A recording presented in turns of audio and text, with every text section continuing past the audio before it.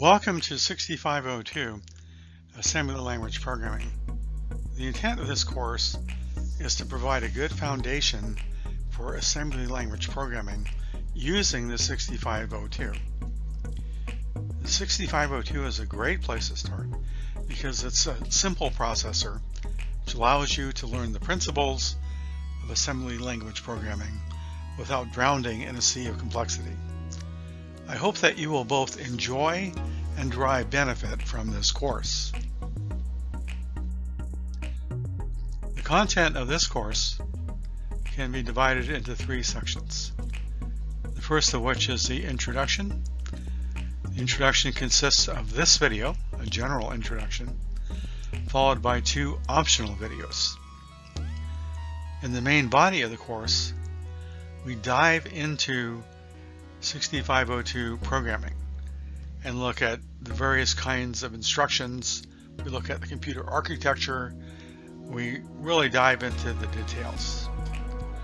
In the final section, we wrap things up and point you to some resources for your continued development as a 6502 programmer.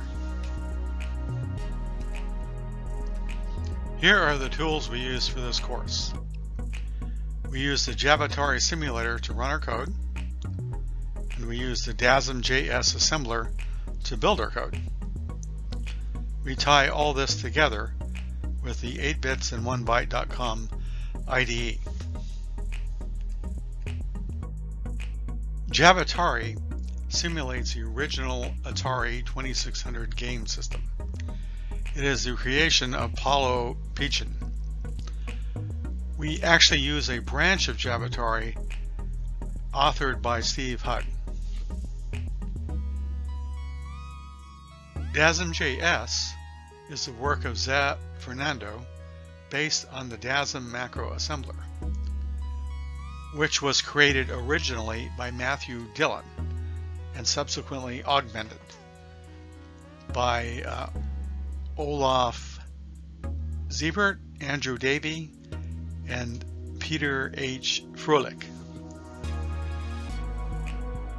8 bits and 1 byte is the work of Rick Bustamante, that's me, and I created it principally for this course. But I do hope you'll enjoy both the course and the website.